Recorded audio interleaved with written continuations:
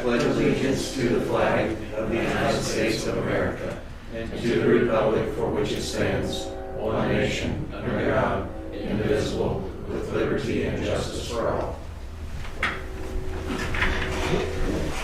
We will continue with a moment of silence.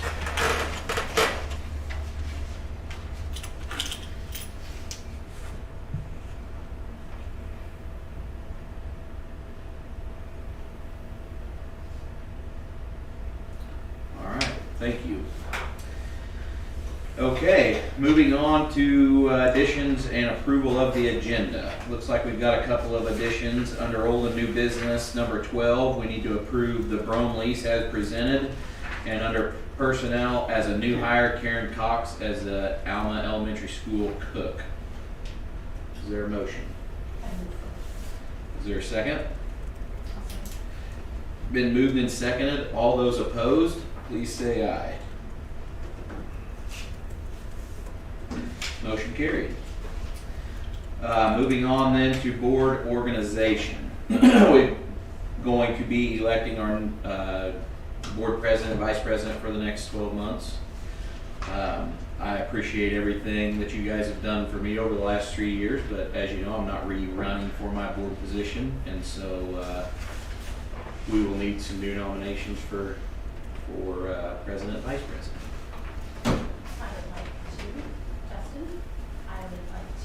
Nominate Callie Meinhardt as president and Tony Conrad as vice president. Okay. Callie has been nominated as president with Tony vice president. Is there a second? I'll second. Jim seconded. All those opposed, please say aye. Motion carried. Callie, it is your table. I will move over there so you can come sit up here in the limelight. You just stay right there. You got it directed right on her, right? You just stay close.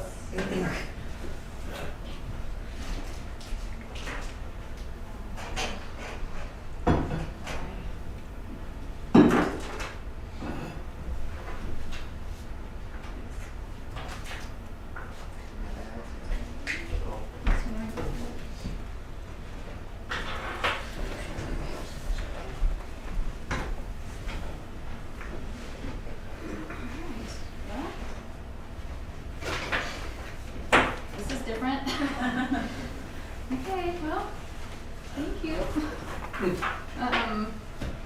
All right, so bear with me, I guess, if we get through this. Cheryl, I think said we have to keep it going, right? Yes. Okay. Yeah. All right, so no special reports, right? Do I just move to consent agenda? Or audience? Audience and Okay, so patron comments, did we have any patron? Nope. Okay. And then director's reports. Maintenance transportation. Here. Josh? I don't have anything to add at this time. Okay. Food service and principals. Mr. Oliver? No. Have anything? Okay. All right. Well, if there's nothing else, then I guess we can move on to the consent agenda. Is this where we just motion to approve these? Okay. So do I have a motion to approve the consent agenda? Is there a second? I'll take it. Alright. Wait, old and new business. Okay. All those in favor? Oh, I'm sorry. All those in favor? Aye. Okay.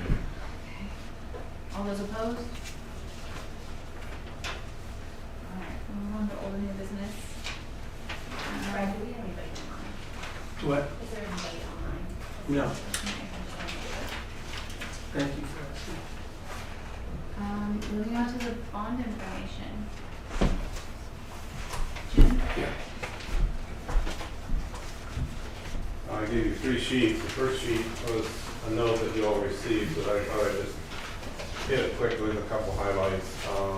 Justin did join our last meeting, which was good. One of the things he challenged was big more data, so you'll see a couple sheets here that I did put together, of course, some additional data. The next paragraph had to deal with our phone survey, and that's the bad thing of the night. As of right now, the last report we got is they're really struggling with bad phone numbers, and a lot of bad phone numbers.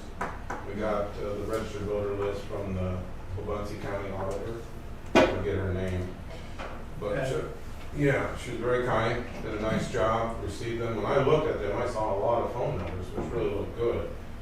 But once they got dug into them, they're running into 3 or 4 problems. July, post-July 4th week. They were delayed because of COVID-19. They had employees that had left. I know, sounds like excuses. I'm more frustrated with it than anyone. Hopefully we can have it done by the end of this week. What we're going to do is go to a different phone list. We're going to buy a list, probably. We have a source. The Democratic Party does a little better job than anybody else in recording phone numbers and cell phones. And we're going to see what they have for their total list. Usually takes about 20 numbers for them to get a call. And so to get us up to that 150, we really would have needed about 3,000 good numbers. But we made it work at Riley on about the same list that we received from the auditors. Those are 3 county auditors there. Anyway, so that is going to force some kind of meeting coming up, obviously. I promised the committee that I would get them the phone poll right away. Obviously, you'll get it as well. Hopefully we get some top-end results in the next 2. In other words, how many do you have? 50, 60, 70 completed?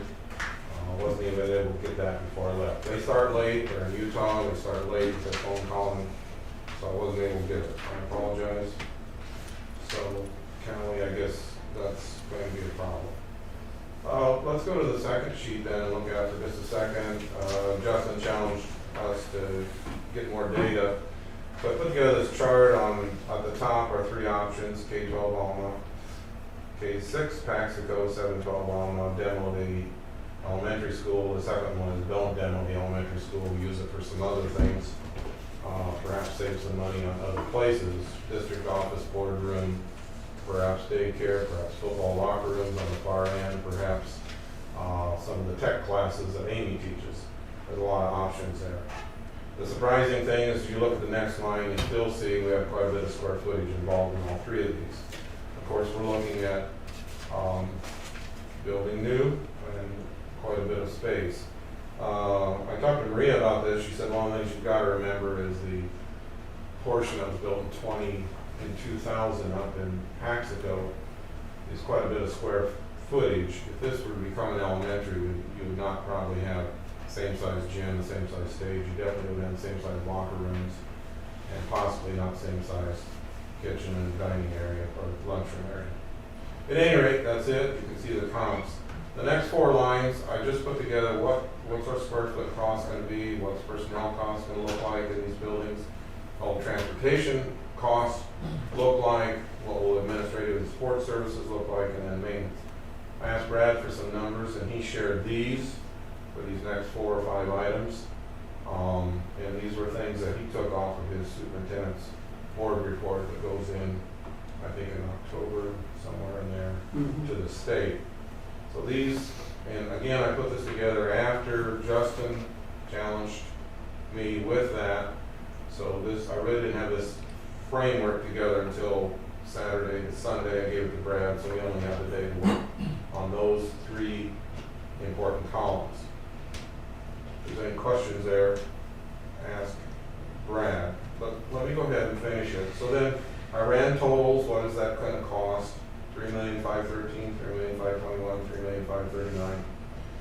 And in our current location, $3,730,000. So on the right-hand column, you see roughly a savings. Again, these numbers have not been fine-tuned above. I then threw in, well, what would student loss look like? And if you go to the next to the bottom line with the double asterisks, you'll see a range of estimated student loss versus school location. And I horsebacked that to say, when I looked at some elementary numbers, some other numbers. I had estimated it's an all in Alma, what we lose 5, maybe as high as 20. That's a range that you probably need to set better than I, short of being able to survey that, which we have not. For the K-6 Paxico Alma ICE 712, that was 3 to 10, 3 to 10. So I took those, put those back in, so now we're back up to the next line above it, a low total, a high total. So that's an increase that you have to add back to your savings. So now your savings has dwindled over on the right-hand column to somewhere between 87,000 and 172. Obviously, the big savings you're looking for, obviously, is going to be maintenance. It's going to be HVAC costs. It's going to be electricity with LED lighting, and a lot of things like that. So, at any rate, this was a rough shot at that. Bottom line, just a reminder where you're at with the number of locations. These are annualized savings, Yes. so each year. Repeat. So again, if there's any questions in building square foot cost estimate, personnel, transportation, support services.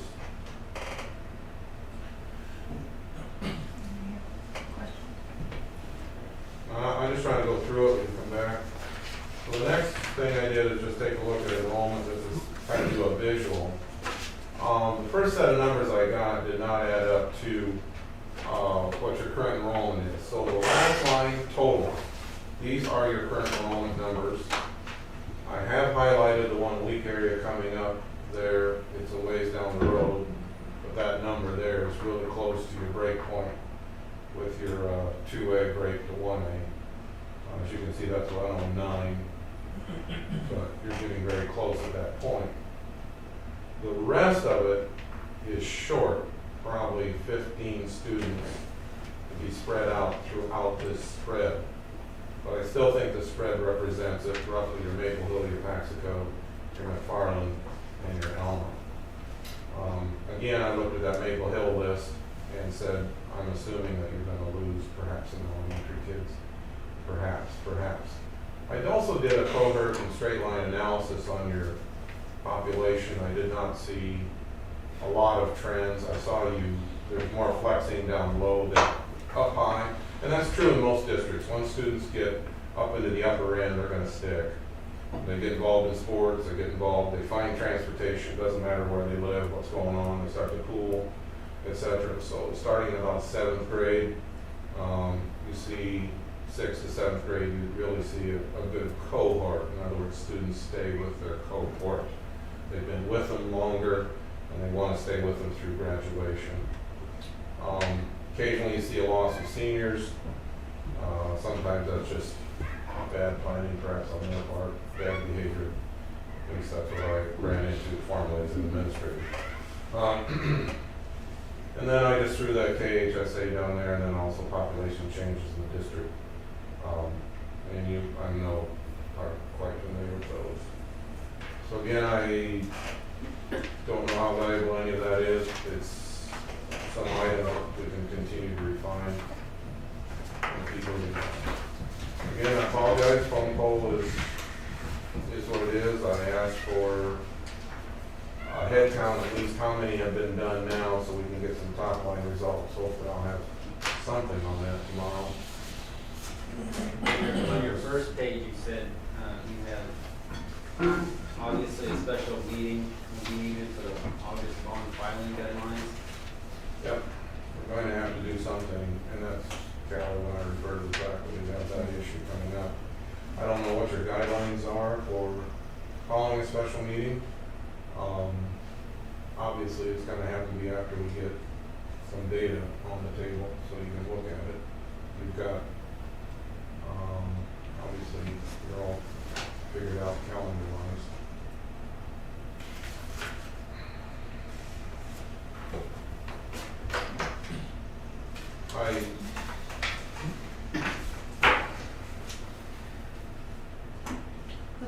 What's the timeline for if you have to call a special meeting? Is it, I mean,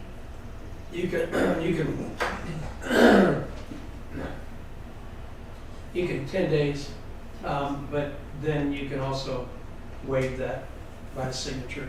We Cheryl has have a a form form. you can sign off on that you were okay with not having the 10 days.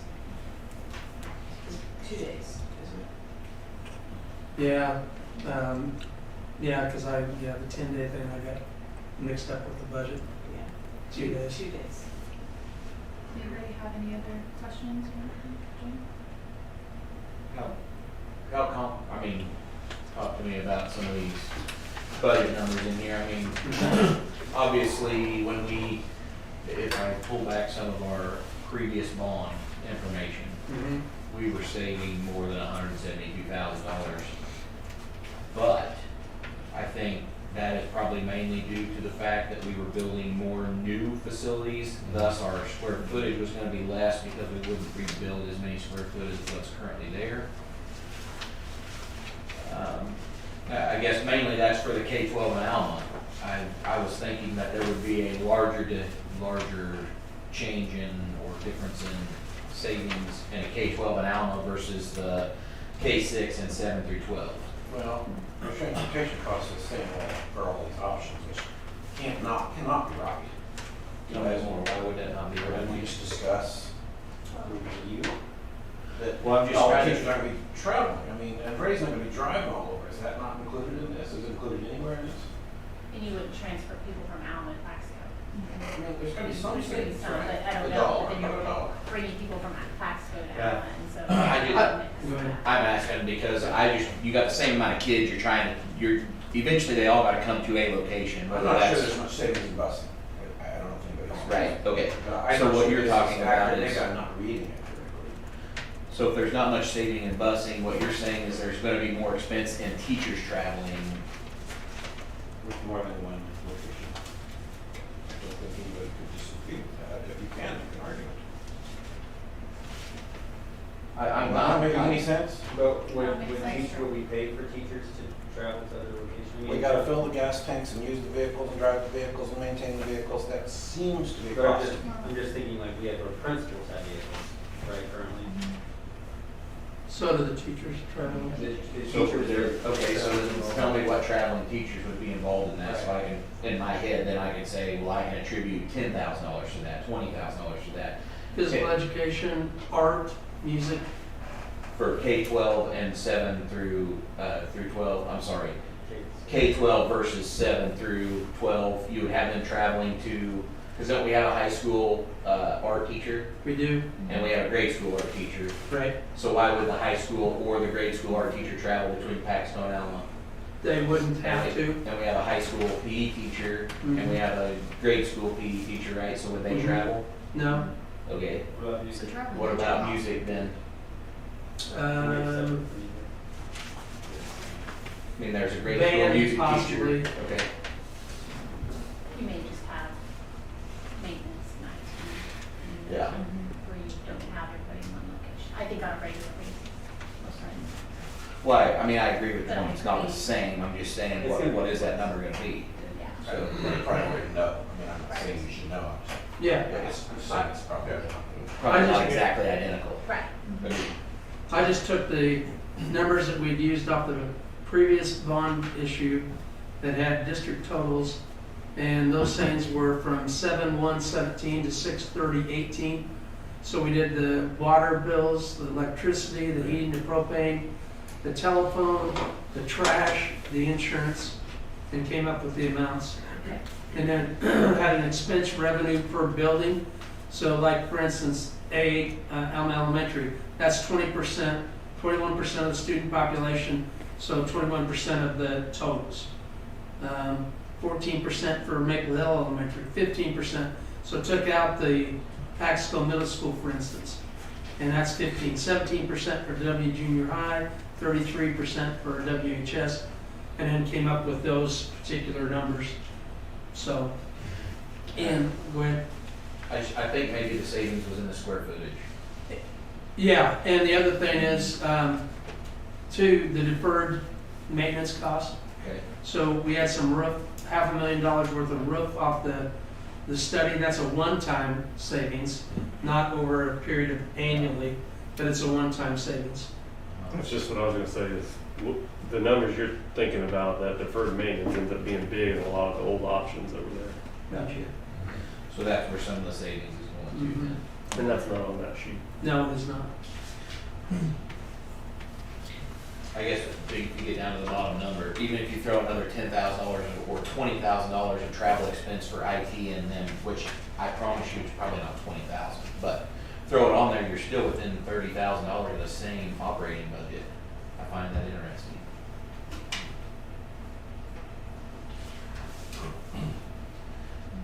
But if you look at the risk, I mean, I'm not saying that we'll lose one kid.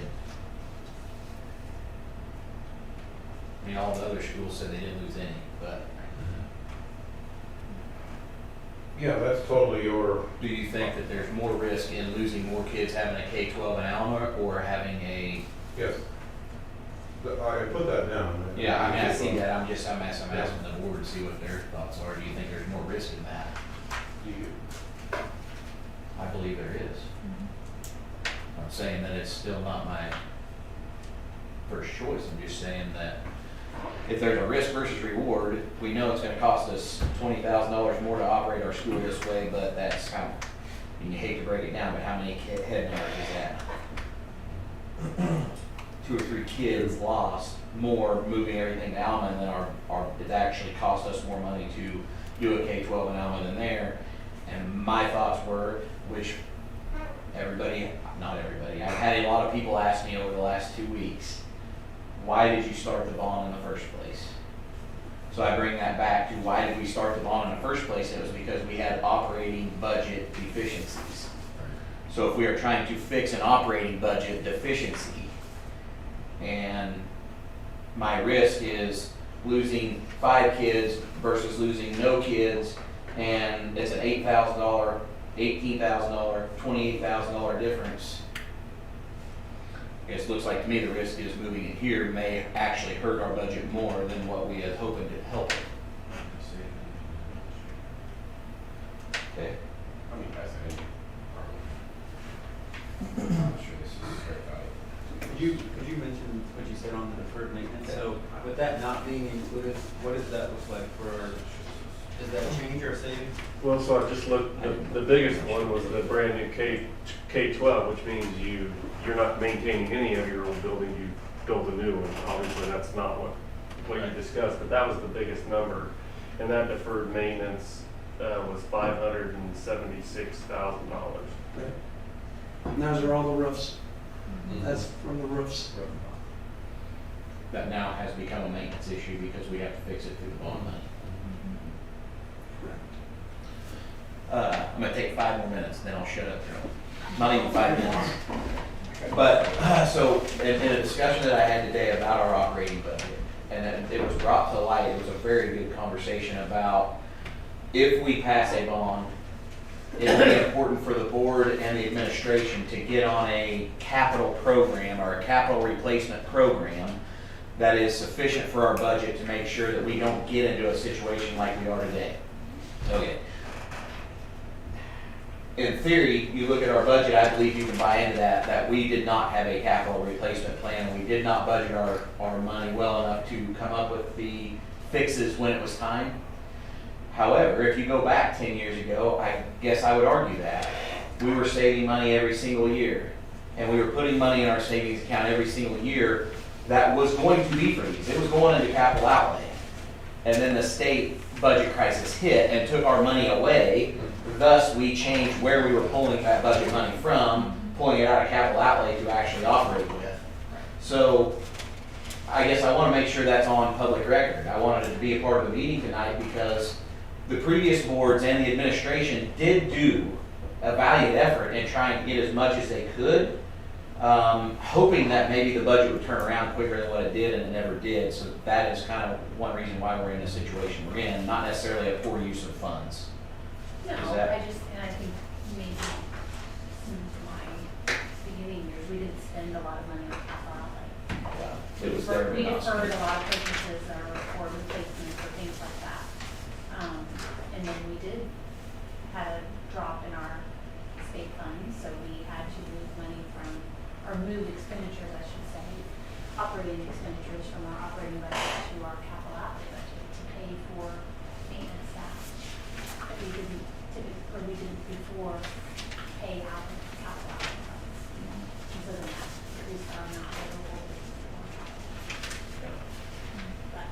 But yes, I agree. I would hope that at some point we can move to where we're, well, one, hopefully not really budgeting, or decreasing the amount that we're budgeting out of our capital outlay funds for ongoing personnel, and be able to use those for capital projects or bus purchases or whatever. So, but we have to cut expenditures, our operating expenditures to get that.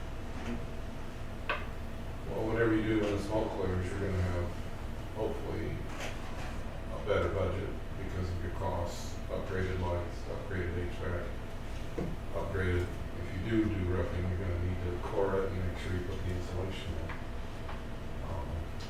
That makes a tremendous difference, so.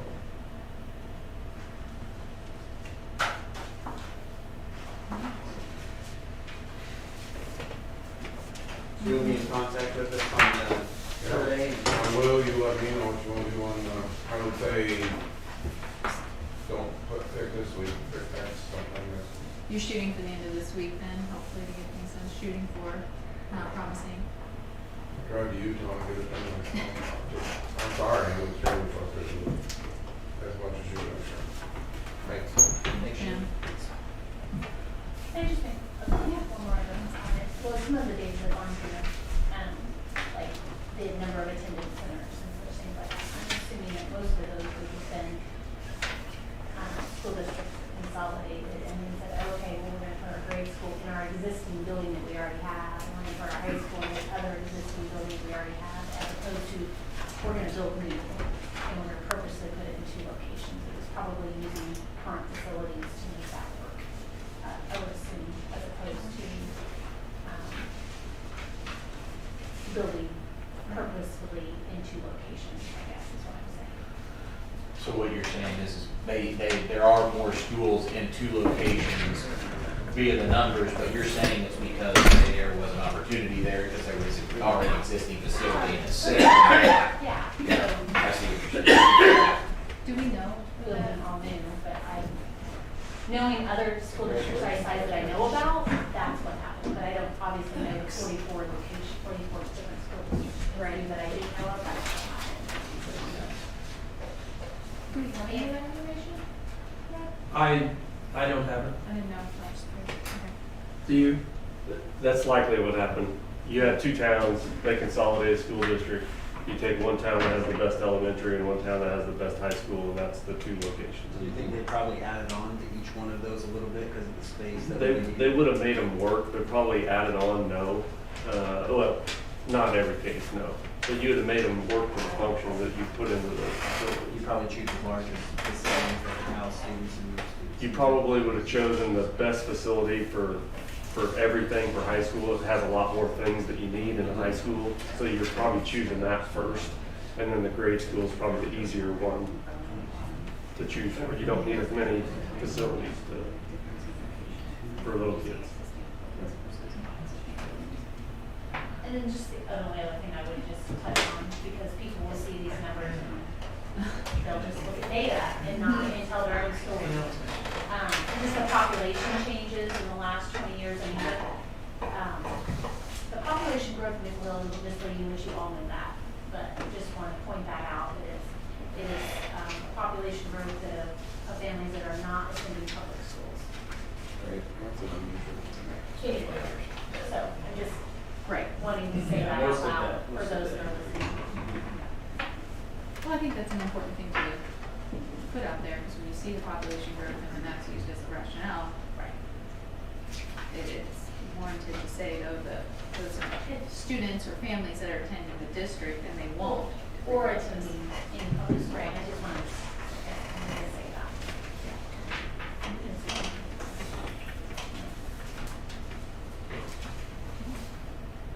Tony, any questions? All right. Okay. I don't have a good story by the way, anybody, so I'll tell you afterwards, but it's not a good story. It's me being a klutz, carrying a cooler. Good for Michael. I already assumed that. Yeah, you need and I used my head to stop. Oh, boy. Didn't get knocked out though. Save the cooler. I'm glad you're here. So what our goal at the special meeting, I assume, Yeah. is to actually figure out what we're going to put on a bond That's what I'm understanding, next week. Jim. Yes, That'd be yes, what the phone survey tells us Yes. that. and then make a decision. Yes, so the phone survey hasn't been completed yet, but they're hoping to get it done by the end of this week.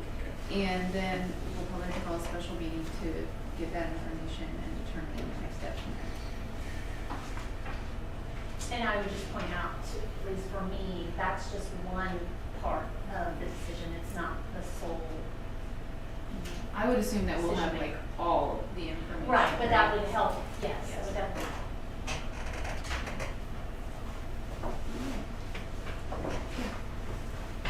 Did you- There's probably a lot to discuss about what the bond is gonna be. Right. I don't see it happen a lot with a full board meeting. I see it happening with the Facilities and Growth Committee, where you've got a few of the board members that are interested in a bond or interested in the facilities, and then the superintendent and maintenance staff that are really having tough discussions ahead of time about exact things, and then bringing a plan to a board meeting. That's what we typically see. Yeah, I promised the committee they would see it and they would have that chance because they're very vested in it. And one of the things Kelly was talking about, and you were talking about the Maple Hill situation. Melissa on our committee is very involved and has a deep understanding of that. She's been able to explain it well to the committee on how many kids are actually going to the academy, how those houses are being purchased accordingly. Who's that? Melissa Michaels. Michaels? Michaels. Melissa and Adam Michaels? Oh. Okay. Okay. Anything else? We're good on the cards on that. If you want a timeline, I would hope we would have the bond done, survey by the end of the week. And then that committee would be able to get together. They've met on Sundays twice. And get together on Sunday and hammer that out. Maria will be available and one or two board members. We've invited Justin last time and you would be invited. One or two board members is good to be involved in the conversation. Of course, Brad with his information. But I can outline some of that to you as soon as I know more, hopefully the next day or so, on what the bond will be. And then let you communicate that back. Sounds great. You and Brad know. Thanks, Judy. Okay. I'm gonna boogie, but I just wanna say one thing. I wanna say, by the way, I've been in a lot of board meetings. Justin runs a good meeting. Sorry, I didn't say that for you, Callie. He does a good job running the meeting. I also wanted to say congratulations on apparently your obvious decision with the CMAR process. That's first, I'm not influencing the vote yet, but at any rate, I want to say for doing it. That's good. This, as you can tell, he's going to be a valuable voice on with the rest of our process. So. Good night, Jim. Thank you. Okay, so the next item down is action item, and remove from the table include property casualty insurance. So, Okay, second? Second. All in favor, say aye. Aye. All opposed, same sign? Okay.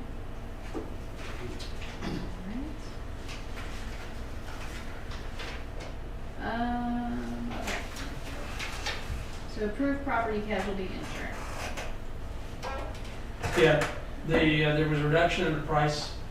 The reason that went back to the values as what they were last year.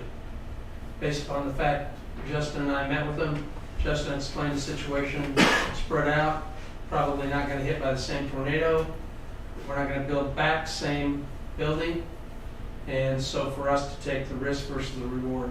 So is the $12,000 cost savings worth the risk versus the reward of the buildings? Justin? It was a good meeting, good conversation. I was not actually expecting the conversation to go the way it did and once we got there. Just the way they were kind of picking their ground really hard during the last board meeting. What we did get out of them is they apologized for not coming out and having a better understanding of our district layout, and what is probably in our best interest prior to submitting anything to us for approval. And as so many other companies have, it was a COVID-related issue for not being able to get that done. But anyway, I had a good feeling after leaving that meeting prior to even hearing any of the numbers that they had given us, and so now we get to make that decision. So.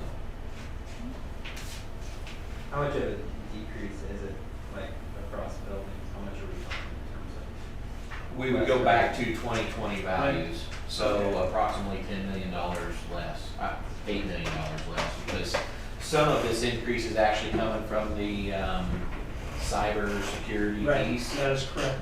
And they were highly, they were like, I really don't recommend you not doing something there with as much private and personal information as you have on servers and in databases today. So they recommended not messing with that at all. And yeah, I think the values were about $8 million less. It was 40, on that chart that's in there, it's 46 million compared to 32.9.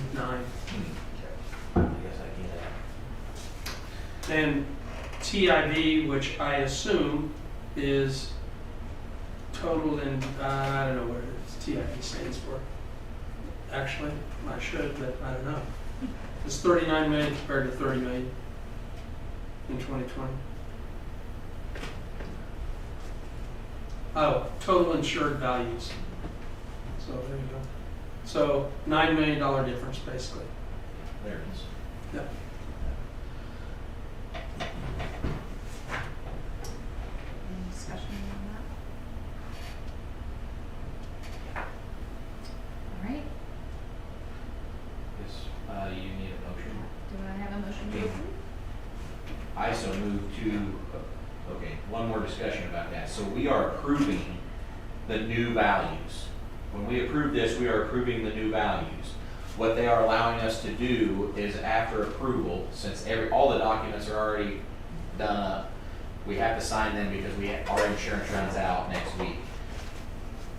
I guess at the end of July, so 2 weeks. Yeah, July 1st was the renewal date, but they're still moving and carrying us. Yeah.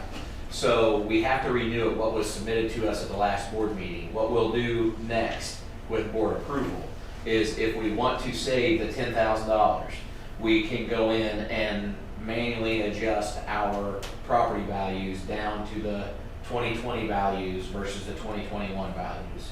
And that will save us the $10,240. So if we make a motion, then it's really kind of a two-piece if you want that done or if you don't want that done. Does that make sense? Okay.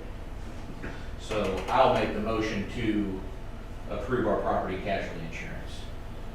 Is there a second? Second. All those in favor, say aye. Aye. All those opposed, same sign. Who seconded that, Jen? All right, motion approved. Now, is there any discussion about moving that property value? Do you want to save the $10,000 in our budget or don't you? Is it just the cyber security piece change? The amount of coverage doesn't change? I'm sorry, you already answered that. So if I understand what you're asking is, are there different levels of coverage for cybersecurity? Yes. We have their smallest, what they recommend is their smallest amount, Is that so what yes, they you can buy recommended more. originally? Is that what they recommended originally? Is it being reduced? It is not being reduced. It's the same as last year. It was the same, yeah. Actually, it's more than last year because they're moving everybody up on their minimums. Yes. Okay, but we are not reducing that, we're at our minimum coverage level on cybersecurity.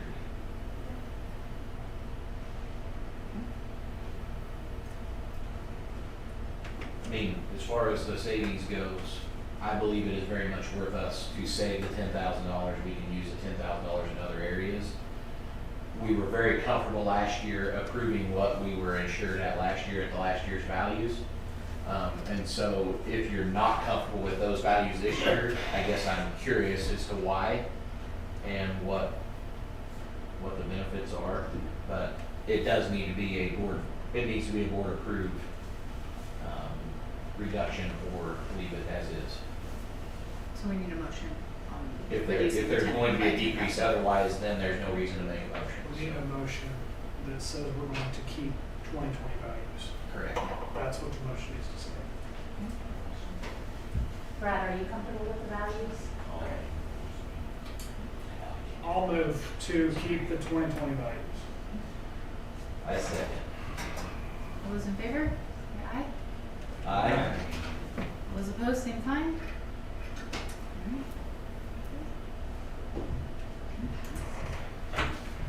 Checking the weather. I'll keep checking the weather. You got that vortex built, right, where you can send it? One of those things to get us a different one. Can we do that with the cat machine? CAD machine.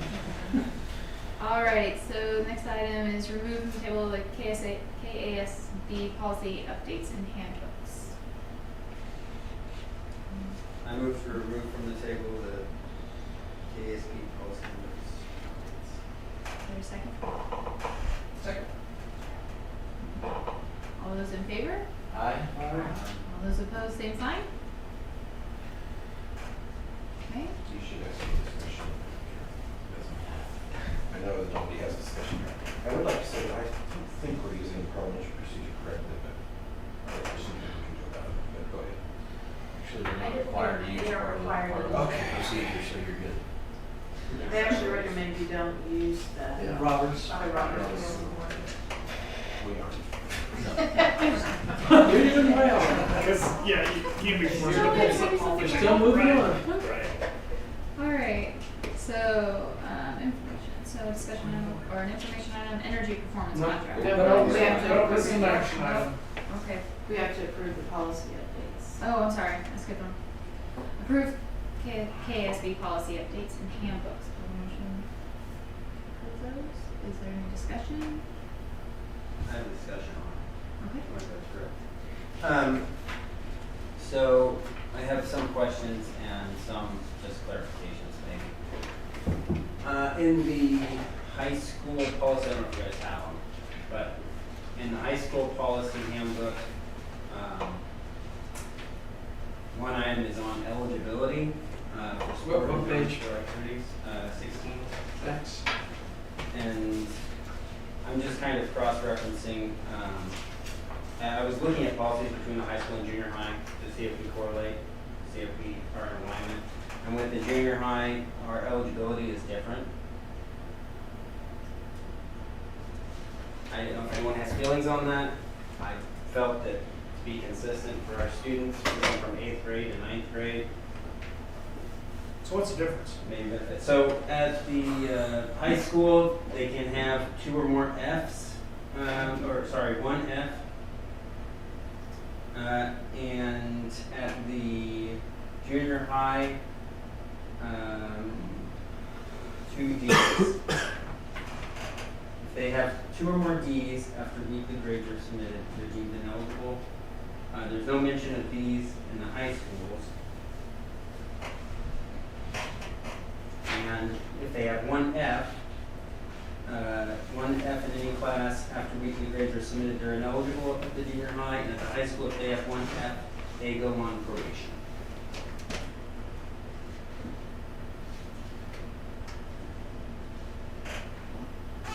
I guess I would lean towards keeping it consistent with the junior high. I think we should maybe have our administration look at that, like for future handbook reading.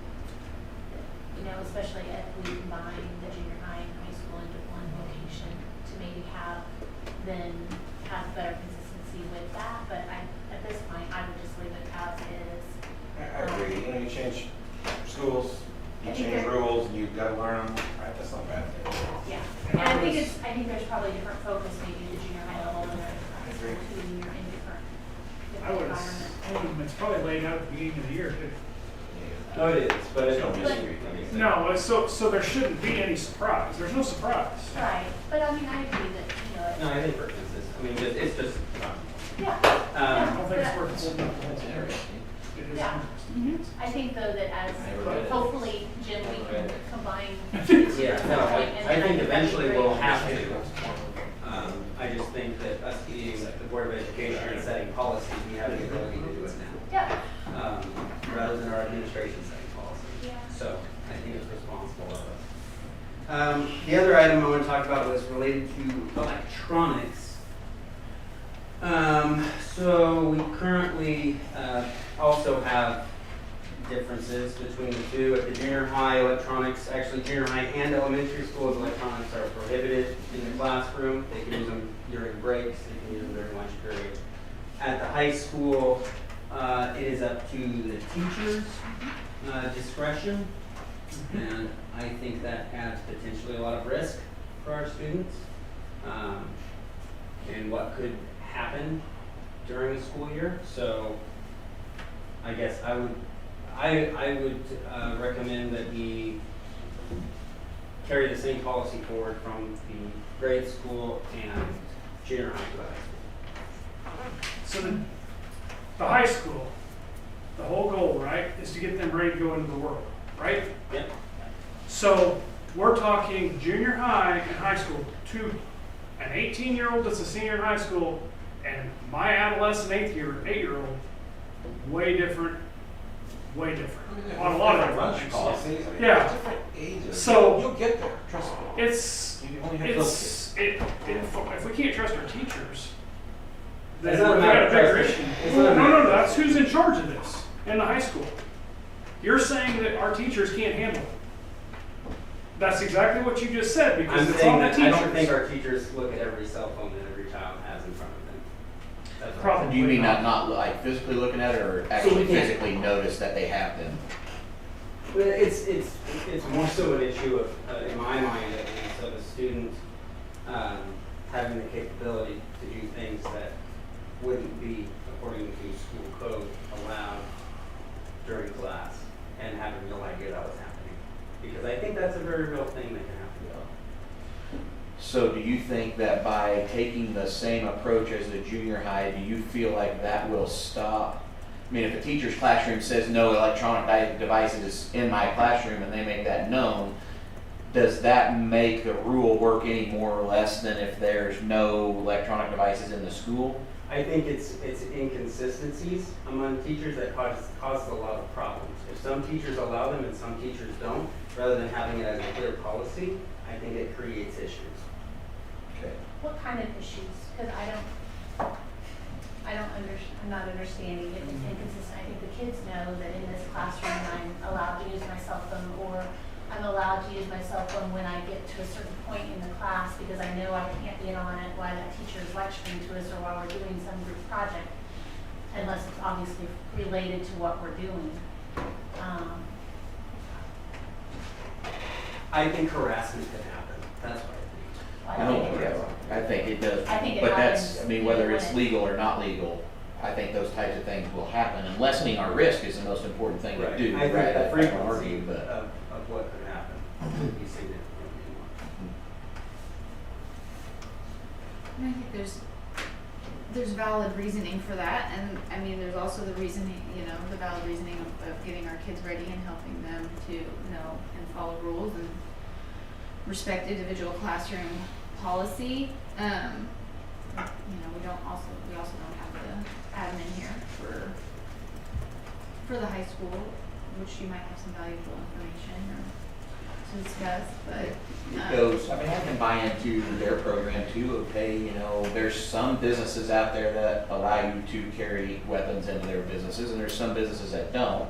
And there are clear rules that say whether this business, it's got a sign there that says either do or don't. And I guess if you do, when there's one that you're not supposed to, there's repercussions and there's challenges come along with that, right? For each individual. And I think, like Tony said, training them, this is what the real world is versus putting rules in place to keep them from touching a hot iron. I mean, But I wait, can see a little bit when of you both. say that, like the real world, so we're preparing kids for secondary education, for jobs. So at least in my job, if I go into a meeting with a group of individuals, I don't have my phone out. I won't talk. I won't work on my phone because it's expected in a professional setting not to do that. But And is it your policy? What's that? But is it your policy? It doesn't have to be. It's an expectation. There, you just covered it. But this is not an expectation. You're allowing. You're The telling teacher teachers says, the that- teacher says, this is my expectation that you don't bring your phone in here, or you don't work on your phone while you're in my class. That's fine, but for those teachers that do, it brings a great amount of risk to potential students, is what I feel. I feel like there's a risk to the students for those teachers that say. And in my perspective, I don't see a reason why you would need to have a cell phone in the classroom for a student in terms of, we have laptops, so they can use those. Well, I mean, my nephew's a type 1 diabetic, and his blood sugar is relayed to his electronic device, which is this, which I would trust that the teacher that doesn't allow cell phones in their classroom would be okay with my nephew looking at his phone to check his blood sugar to make sure he's not dead by the end of class. But anything other than that, maybe there's some other ideas. I mean, there's more on here than just using it for Snapchat, Facebook, which I believe is all disabled through, you can't even use some of those things through our Wi-Fi and stuff. Isn't it? Lightspeed. Yeah, so some of that stuff's disabled through the school system, our security system. But text probably isn't, phone calls probably aren't. But If they have service. I guess I always err on the side of allowing the people that I hire to help make those decisions, and the teachers are those that you hire. And I know there was different rules every classroom that I went into, and I knew what happened if I broke those rules, and trust me, I broke a lot of them. But I just don't want to put a bunch of policies in place that our administration doesn't understand or wonders what we're trying to do when they're not here to do them, because they approved these and they sent them to us, and that was how they wanted to run their school or their classrooms. And apparently, I would assume there was some feedback from teachers in the policy making process. I know a sixth grader probably can't handle themselves as well as a junior in high school or a senior in high school, but so they got to learn it sometime, whether it's cell phones or rules in general. But I can move on from that point. I'll touch on that, but, well, I will. So on page 25 where it says graduation, it appears we mean graduation attire specifically. It's talking to graduation attire. We can't hold diplomas, can we? Can we withhold diplomas from students? So that should be removed, correct? May result in being withheld, diploma being withheld? Yeah, well, they can withhold it until, we're gonna give it to them, but we don't give it to them at the ceremony afterwards. Okay, so clarify maybe a little bit on that. And the next item I had was,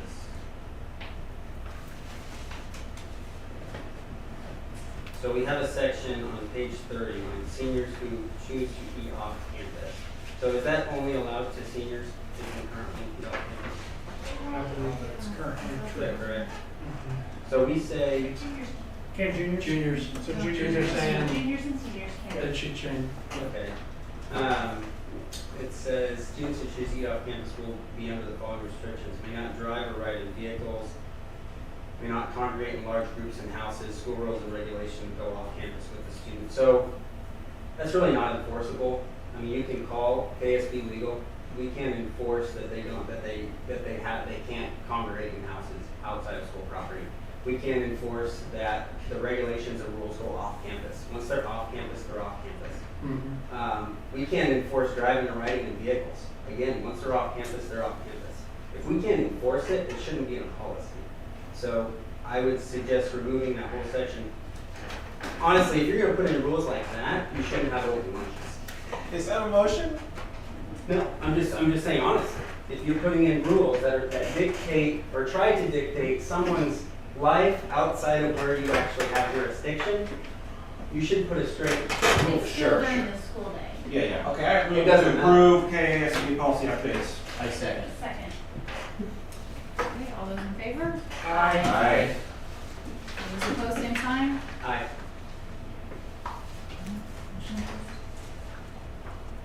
Was that Justin or Kelly that seconded? Justin was first, and then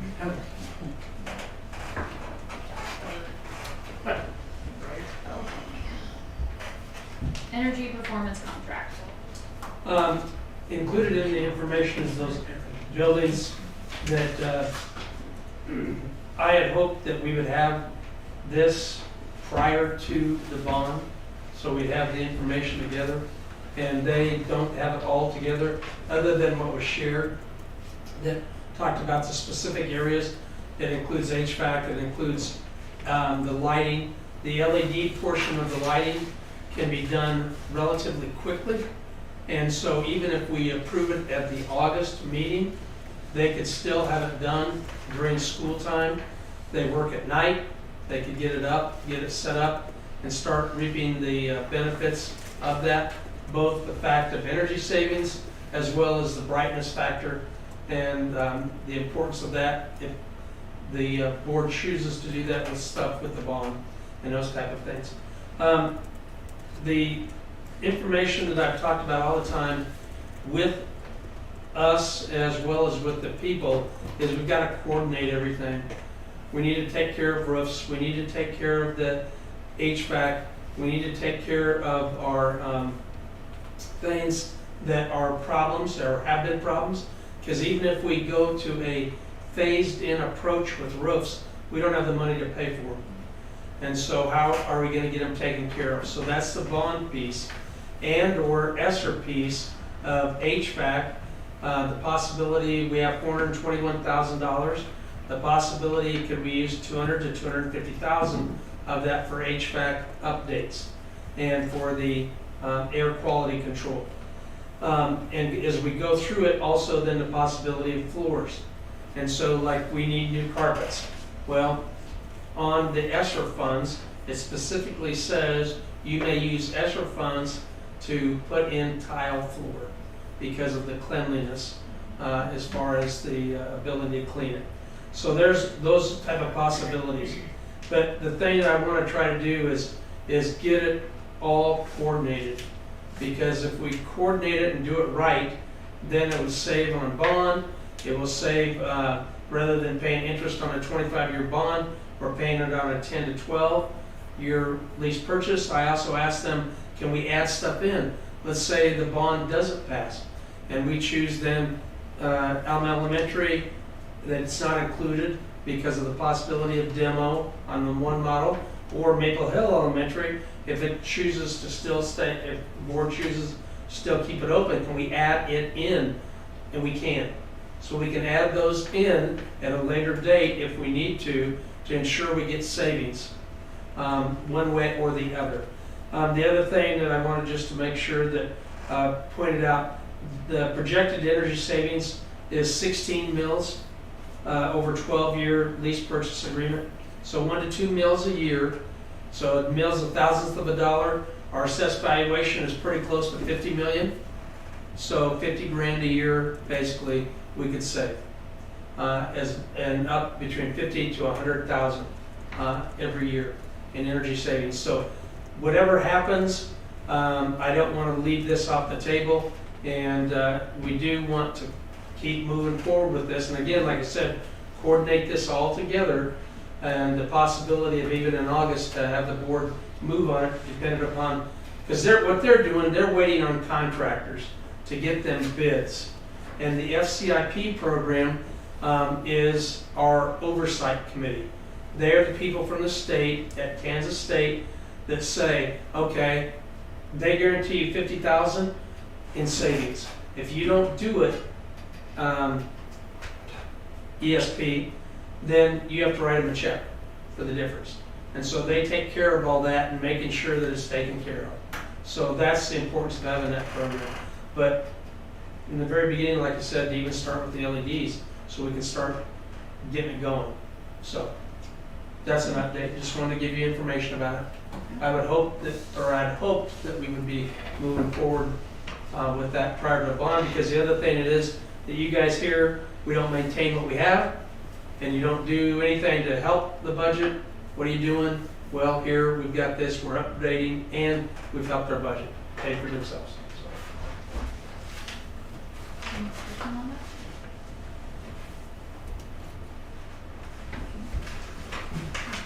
So you're thinking it might have to be something on the August agenda? Possibly. Okay. It's all dependent on when they get contracts, or bids back. All right. So, next item, action item, that's approve the construction manager at risk contract. Our committee, our board committee met and interviewed, and it was Jerome and Jim and Kelly, and thank you for your time. Elizabeth from HDK was here with us. We went through the process. First process, we were to narrow it to 3. There was just 3 that put in proposals. Interviewed all 3. All 3 also had to get their proposals to the state, and the state then makes determinations on the contract as far as what they're charging. And they ranked those, and that was included too, that the rankings was sent out. And then the interview was 50%, 35% from the state, 15% for the first portion. And then we take that information and then rank them. And so would recommend, our committee recommend that BHS be approved as our construction management at risk contract. And we have sent out all the results to all the committee, or excuse me, to all the companies that Hutton and BHS, and also with Universal about the information. So they're aware of what's happening.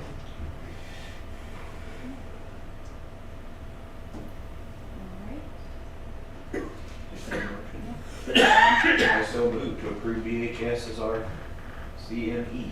I'll second. CMAR. All those in favor? Aye. Aye. All those opposed, same sign? And you're working for how much, sir? Peanuts. $1. $1. Okay. Just want to check and make sure that the information was shared. So it's why, okay. Public. Thank Nice you. to have you on. Thank board. you. Appreciate it. Yeah. I'm very honored to be selected, and hopefully we can make something work out. It was close, I did a good job. He doesn't, so.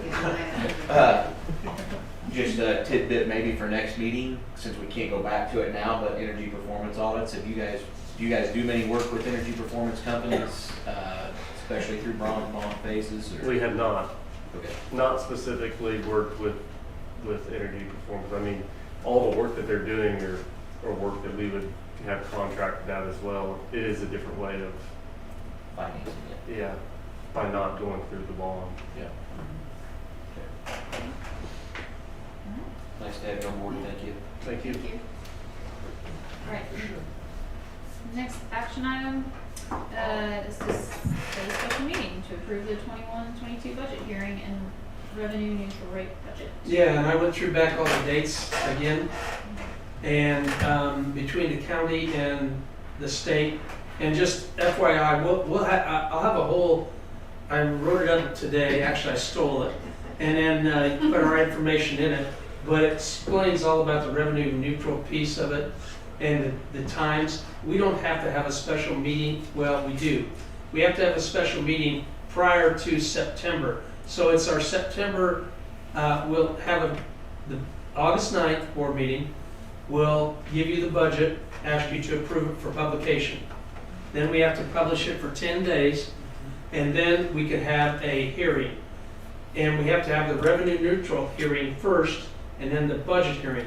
And we can do those in September, at the September 13th Board of Education meeting. So we don't have to have another special one. It's going to be special, but it's not a different date. So it's September 13th.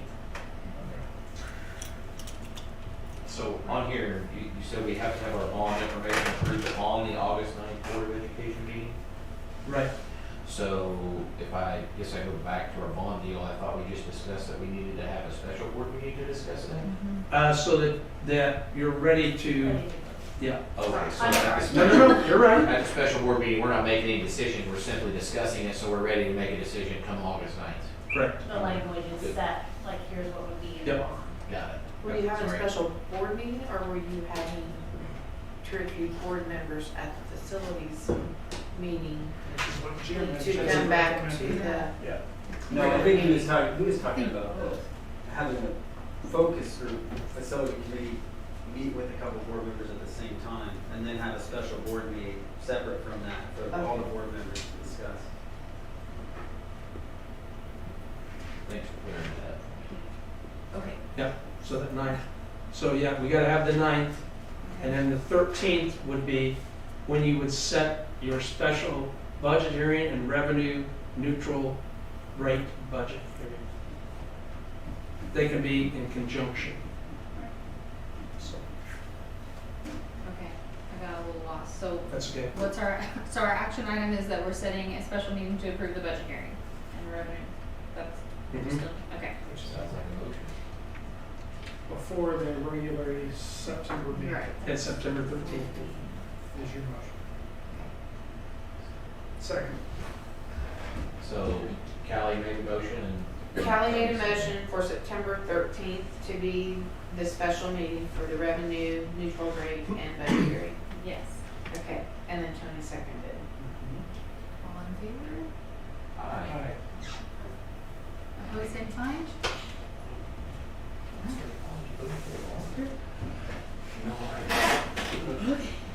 So August 9th is out of it. Huh? We're not doing anything special August 9th. No. Okay. Well, the August 9th is I, if we're having a bond, we have to have it done yeah. on the 9th. But it doesn't need a special meeting. No. Okay. Correct.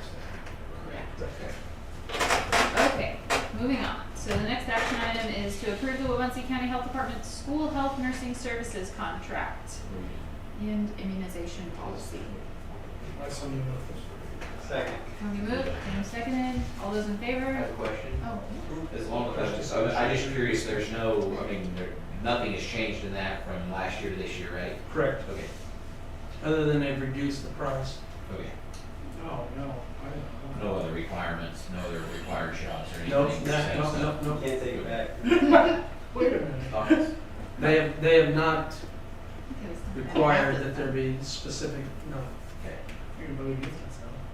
so there's a motion on Yeah. the floor and second. All those in favor? I- Aye. All those opposed, same sign. Okay. Motion approved. So we aren't going to set a meeting to discuss the bond until we hear back from Misinformation King. You want to set it now? I don't know, I thought he wanted us to set it, is that not right? No, because he doesn't even know when the results of the survey were gonna be in, so he was hoping by the end of the week he would have that. We're really hoping to have a meeting next week.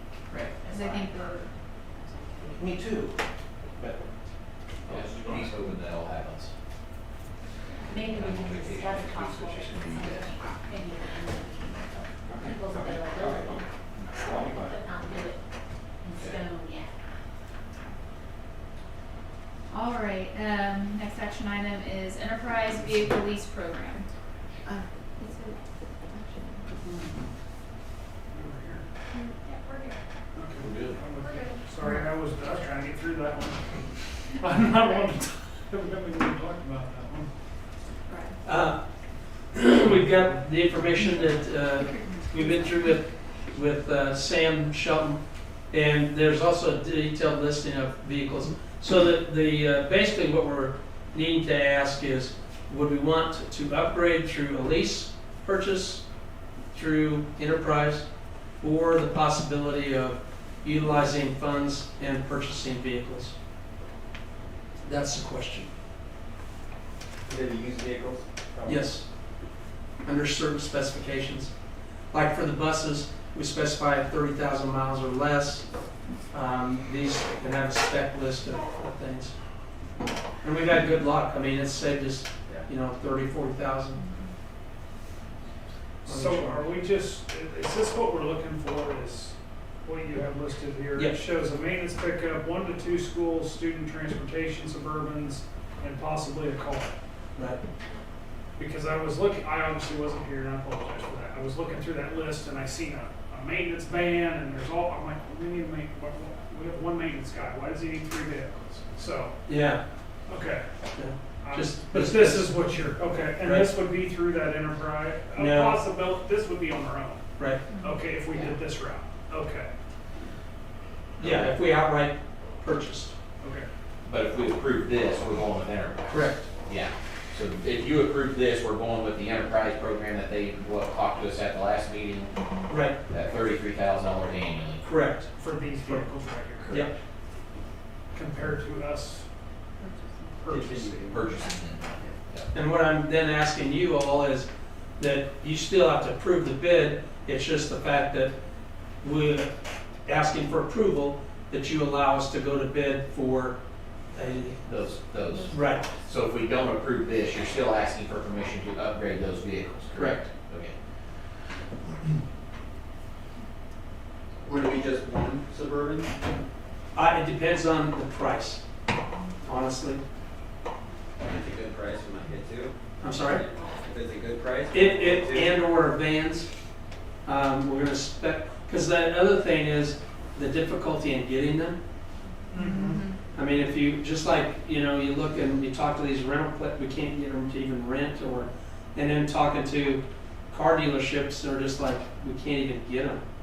And you look at their lots and they're just decimated, so so flexibility would be, yeah. Is the one you say is a possibly, are the others definitely, Yeah, that would be, yeah. There's the Chevy Impala would be, if there's a bond and we close a school, we're not gonna upgrade. We don't need to do that with travel. We would have enough. And then the use of, let's say, we get a different Suburban, use of that Suburban for food service or whatever. Because those food service vans live their life. Justin, did you have something? Well, I was just gonna talk about that a little bit. I think it's a great program that you brought to us. So thanks for the work. Sure. I'm sure that took a lot of time to go through, but it also does help bring us to current. Where are we at today? Right. Where are we headed? You put some vision there. We need to do this, regardless of whether or not we do this or not. We need to focus some attention on that. I guess part of me is a little bit nervous about committing over the next however many years a $33,000 guarantee that is going to go to upgrade vehicles when we may not exactly know what our vehicle program picture looks like next year. Right. So personally, I would be for allotting funds to get you to current what you need, and let's see what happens with the bond in case something does change and we maybe have a different need for different kinds of vehicles. On top of that, personally, as I run my business, we have about 18 company vehicles, and we put a hold on buying anything new or used because the prices are so expensive. And so I guess I'm like, man, if we could just get by. I know I'm not kicking anything down the road, but I just say we will buy a lot more here in a few months with our same amount of money as we will if we go buy it tomorrow.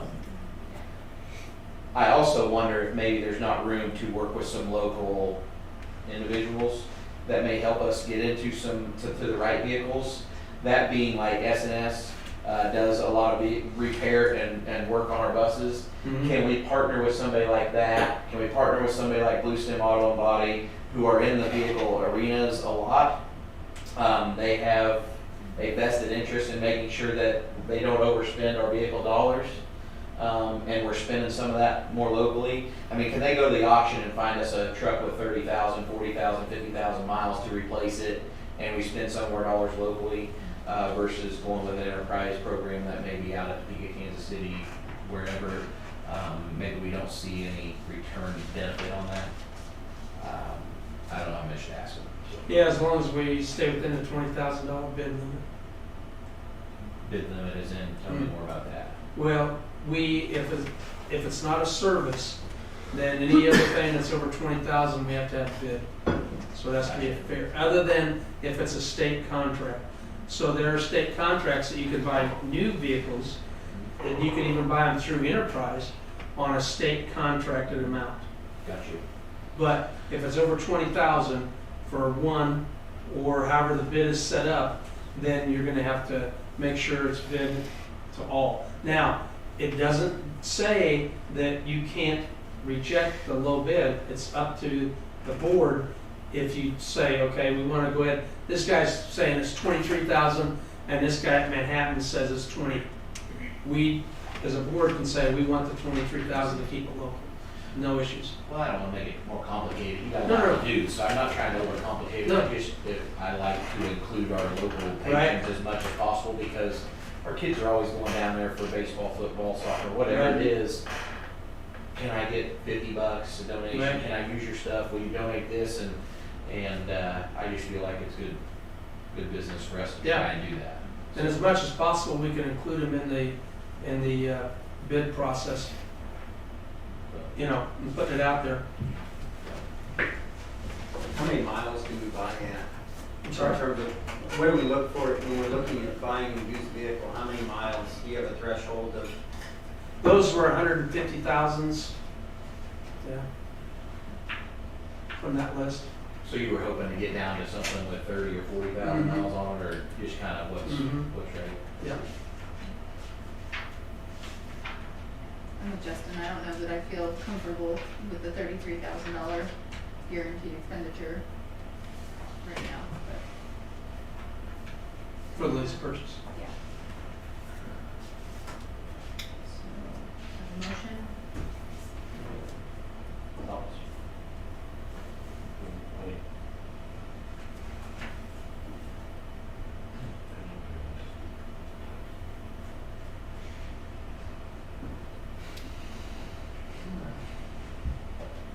Next time? You need a motion regardless. yeah. No, Okay. it'll fail due to lack of motion. Yeah. But if I understood your request correctly, if we don't approve this, you want to approve a budget in order to replace a couple No, vehicles? he'll bring those vehicles to us. We Yeah, can that's- get some yeah. vehicles. Just that I'm going, We'll just, approve one at a time. We're not gonna buy all four at a time. Yeah. He's gonna find one, he's gonna Okay. approve it. just a bid, Well, to go to bid. I understand. Yeah, yeah. So no motion? Thanks for bringing it though. You bet, glad to do it. Same deal, on all this stuff, we have needs, just, it's all different how to do it. True. Okay. All right. Okay, so the next item is an information only and transportation software. Yeah, just, we met, Michelle Garrett is our new transportation secretary, and she's doing, gone through the software demonstrations.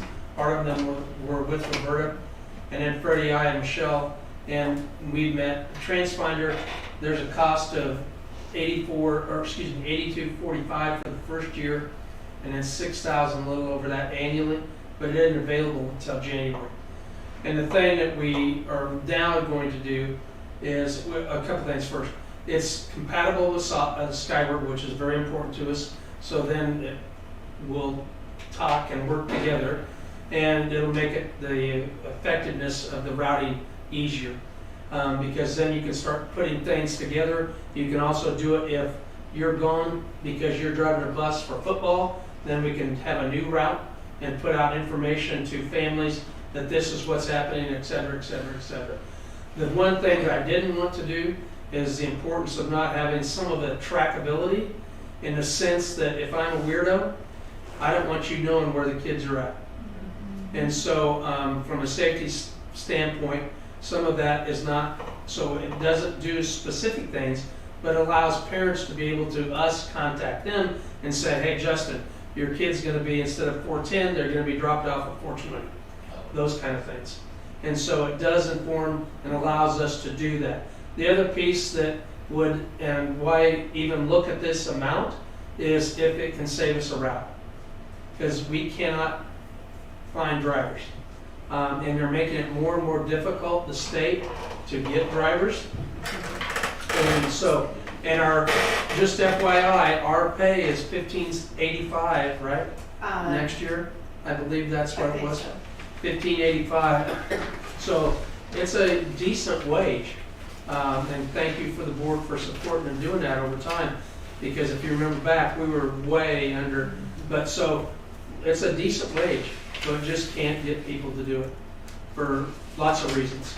But anyway, so again, they are going to meet, they're going to go through and start looking at routes and the possibility of elimination of a route, and or if they can't do that, because it's all going to be dependent upon time. So if you then pick up 2 more, if you pick up 2 more, if you pick up 2 more, then we get the route taken care of. And the other thing that's included in this is the variance line shifting. So then it should be able to help with some of the route information and working through it. So long story, but that's what we're working through. Just wanted to give you an update. She looked at 5 or 6 different companies. And TransFinder, we asked the state which one they would recommend. They don't do it. But Keith Triley at the state, but he said a lot of people use TransFinder. Any other discussion on that? All right. I have one question. You mentioned variance line, so we Right. have, we approved some people to change. So Mhm. do we provide transportation for those individuals that change their variance? Yep. We provide it if they bring them to the spot. So instead of like, okay, now it's going to be, they don't have to quote, bring them all the way to Alma, but they have to bring them to the, yep, yep. Which we have several people that do that. Yep. Good question.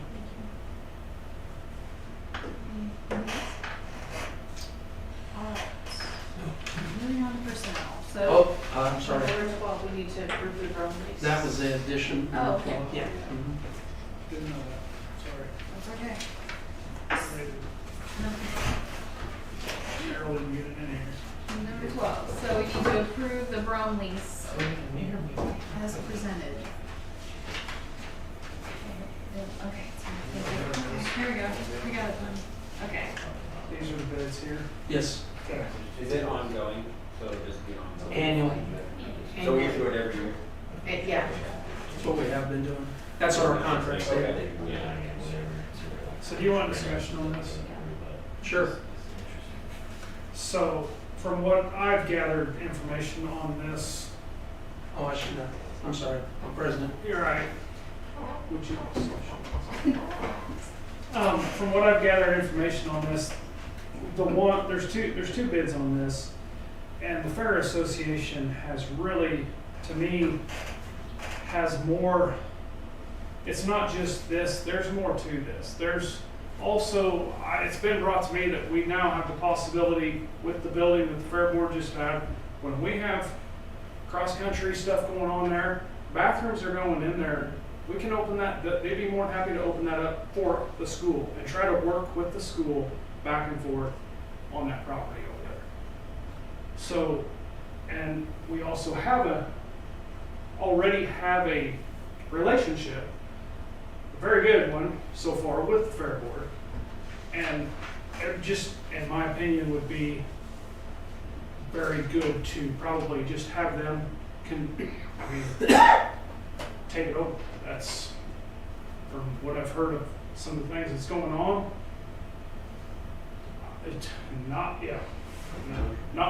I do make a motion to approve Mary Reed Spencer's Waubonsee County Fair Board bid of $50 per acre, a total of $500. Do you have a second? Second. All those in favor? Aye. Same, all those opposed, same sign? Okay. So there you go, Wendy. I don't What? Okay. And then, what's the other? Okay, so moving on to personnel. Does this need to be an executive No, because it doesn't say, okay. unless you want, No. unless you have something, No? I just, so you can get a motion for them to do it. And, Madam President, one thing before, to just, don't want to prolong things, but on the negotiations piece, when we get our budget finalized, then we'll talk about having executive session or talk about the budget in negotiations. But we want to, Michelle and I have been, and Cheryl doing a great job really working to get that finalized. But with this revenue neutral thing, to change all our dates and everything else, but we're going to, on Wednesday, to get it checked, to make sure that we have the correct budget numbers as far as our mill levy rates, because the county has to know those for this revenue neutral program. And then we can start talking about what we're gonna do then with negotiations, so. And we're building the budget accordingly, but, so I don't wanna bypass that in personnel going, well, what are we gonna do, what are we gonna do? Well, we're still planning, but we just FYI. Okay. All right, so as an action item, we have to improve employment for our new AES cook, Karen Cox. We can do. I move to approve the personnel as submitted, Thank you. which includes the new hire, elementary cook Karen Cox, resignation of Cindy Hunn, Maple Hill cook, Travis Conrad as high school and junior high wrestling coach, and Lori Chambers as elementary parent after-school program director. Second. All those in favor, say aye. Aye. Same. Am I missing something? I feel like it's just Sometimes- somebody just tell me. Sometimes after a second, you ask for So discussion. Okay, ask thank you. ask if there's any discussion. Okay. I was That's just the saying way that. you're missing, and that's not. Thank You're you. doing. Generally, somebody will say something, so I just Like, want what to am I stare doing at you wrong? to make you think you're doing something wrong. that's my fault. I should be telling anybody. You're fine. I would just go tell you after the meeting. Thanks. Yeah. That's probably where the parliamentary procedure. Any discussion? If hearing them. Hearing none. All those in favor, say aye. Aye. All those opposed, same sign. All right. Motion approved.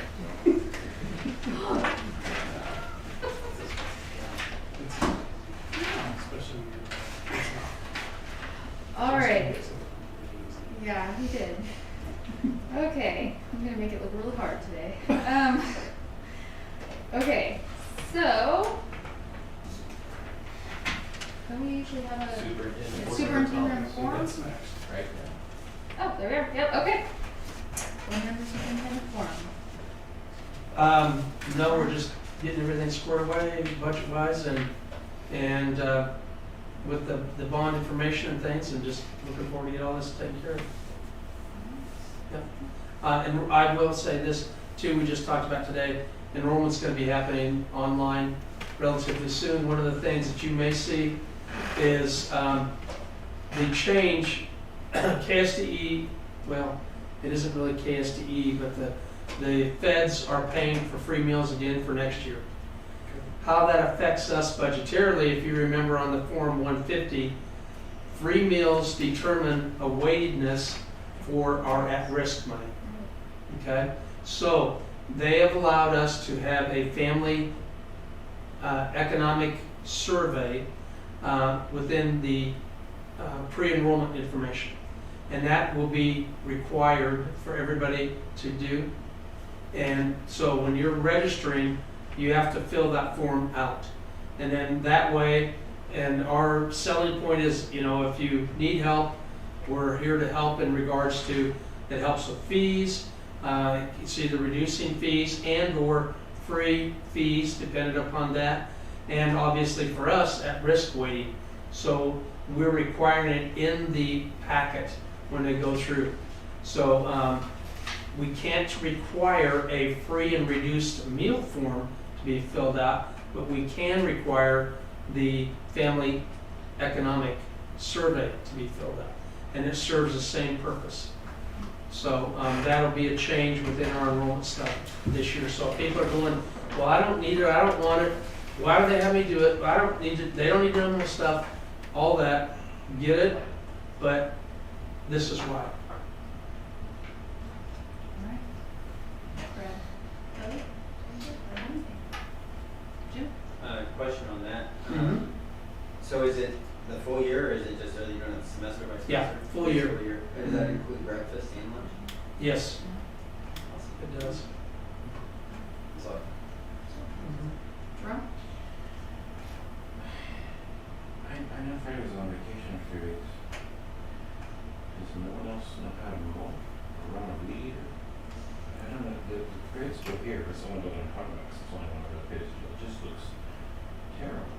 Like the blacktop looks terrible behind the school, around it. And I know he's going to spray, but a sprayed 18-inch tall growth is going to be a brown 18-inch tall growth. And I don't think that's acceptable. Maybe we just don't have people. And if that's the case, then tell me. And if anybody asks me about it, I can just tell them we don't have people. Yeah, we did not hire any other summer mowers this year. He's doing it all, the maintenance and summer mowing. And then we contracted out for the time he was gone with Dustin Sievers for the mowing piece. And right or wrong, yeah, didn't contract with any others to do it. Is that for the whole district? I'm sorry, Is that for the whole district? the entire district. I thought we approved a couple mowers, mowing people, not besides Dustin to help move He, in. well, if we get into the personnel piece of it, Yeah. executive session, but Right. it didn't work out. Okay, And okay. the Well, question that's- here is that the custodial people aren't Yes. doing that, right? What they are doing portions of, But they're not weedy. no, but they're mowing fronts Okay. of buildings, yeah, the custodians.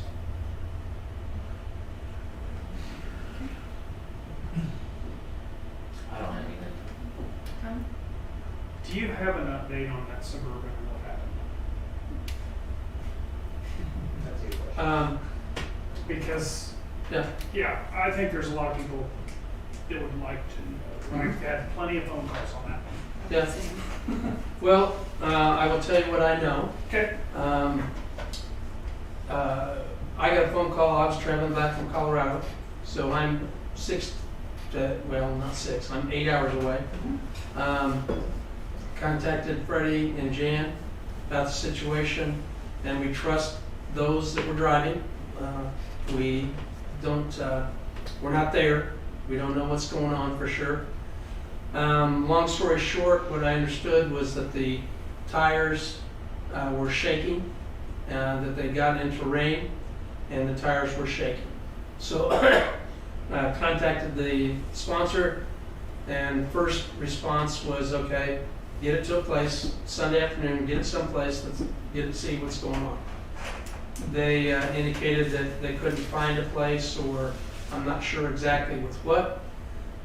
We think possibly there could have been some dust. It didn't have that much dust as far as driving on country roads, but if you do get the dust in there, you know, when it gets wet, it gets muddy and shakes in there. So that may be what happened. I don't know. We, in turn, said, okay, who is competing? Because we understood that they were going for competition. Found out later that they had already competed virtually, and so they were going for awards. And I did not know that when I spoke to the sponsor. The sponsor, I said, whoever's competing, take 2 Suburbans, take them on. Get them there if they need to get there. Your husband is a sponsor, he's a teacher, coach. Have him stay back with the girls that don't have to compete at the hotel. So that's what I assumed was happening, but found out then that there was a weather change and there were flash flood warnings. They were in O'Fallon, which is on the east side of St. Louis. I've been through there. It's a very nice area. Our concern was East St. Louis is not a place that you want your kids at. And so they were in O'Fallon on I-70, 470, whatever that is, in that area. So they had subway then so what's the story? Well, we can't feel comfortable driving forward, okay, then get a hotel. So they all stayed in the hotel. In the meantime, if we're in Kansas, we've got a list of people that are transportation directors. We contact them, say, hey, we got a problem. Can we use a bus? Can you help us? Whatever it is. So I called Bill Clark from Mission Valley, said, this is what's going on. Can we utilize a van? Sure, no problem. Come pick it up. Freddie went down, picked up the van, brought it back. Roberta and Connie Hovenstein, and again, they're 6 hours away, and explained to them that it's on the way, and stay put. So, drove the van there.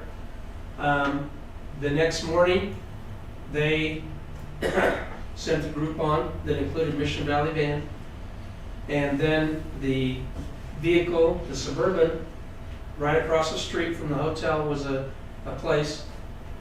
They took it to the repair shop. The repair shop person said there's some cupping in the tires, possibly need shocks, but it's okay to drive. It's not an issue.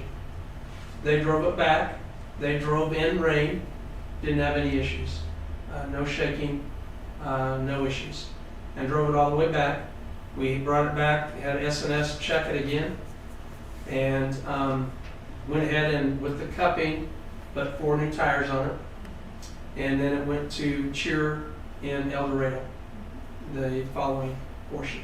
And then the students there have contacted Mission Valley, tell us what we owe you. We'll be happy to pay whatever it is.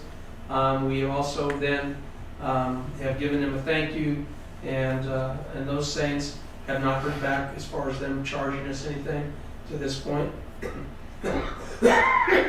The additional rooms, we have split the rooms 50-50 with FCCLA, the district and FCCLA. Some of that is out of their control, but that's what we're doing, and we pay for the extra gas for the vehicle. So. Fair enough. Yeah. And that's, Now, the other thing I've been told from students that do we have one that has a transmission issue? Because that's what I was told. A parent said, well, my son just said, oh, that's the one with the transmission going out. Yeah. I'm like, No. what is this? Yeah. Right. Okay, No. so that's, Right. Now there was, if you remember back, the one Suburban FFA took and had electrical issue with it and was fixed on the way to Louisville, I believe, for FFA that time. Mhm. But no, there was no transmission issue with the vehicles. Okay. Yeah. I don't have anything. One thing that we have done that we're going to, and Michelle is the one that brought this up, is that we're going to make sure there's some things with the program as far as when they request vehicles, that they have certain things, including a copy of the insurance card with them, because it's a fleet insurance card, it isn't specific. So the fleet portion of that, they'll have that with them. Each sponsor will have an email to them. So because we didn't have that vehicle. they were put in there according to the transportation director. When we checked them again prior to them, That was the other. there was where it was in, it was gone. Because there's a sleeve for them. And the sleeve was there, but the paper was gone. Correct. And the registration was crumbled up underneath the seat. To clarify though, because one of the things I got called on was that the vehicles were not insured, and that's why we couldn't rent another vehicle. Oh. So can you Really please didn't confirm? I mean, come No, on. I did not. Insurance Please. already. That's what you But I that's was your just- response when someone tells you that. That was We- my response, but I Yeah. would like it to be said. Yeah, we're insured, it's a fleet insurance policy, versus specific vehicles. Yes. And so, That was my I response. mean, I'm not saying that wasn't your Yeah. responsibility. Right. But yes, Right. that was Right. how I felt as Yeah. well. Yeah. I don't Because we did direct them to, if you can't, and if you need to, see about renting. And then, no, again, same thing that we ran into with like any of these, they don't have a vehicle to rent. So, I think there was a lot of miscommunication occurring between students and parents. right? And so I just also passed on that, speaking with an adult in charge may be the way to circumvent some of those Yeah. miscommunications in the future. Yes. All right. Agreed. Anything? Just glad they're safe. Yep, they were eating supper. Yeah. And move to adjourn. A second. All those in favor? Aye. Any discussion on that? If not, No? Okay.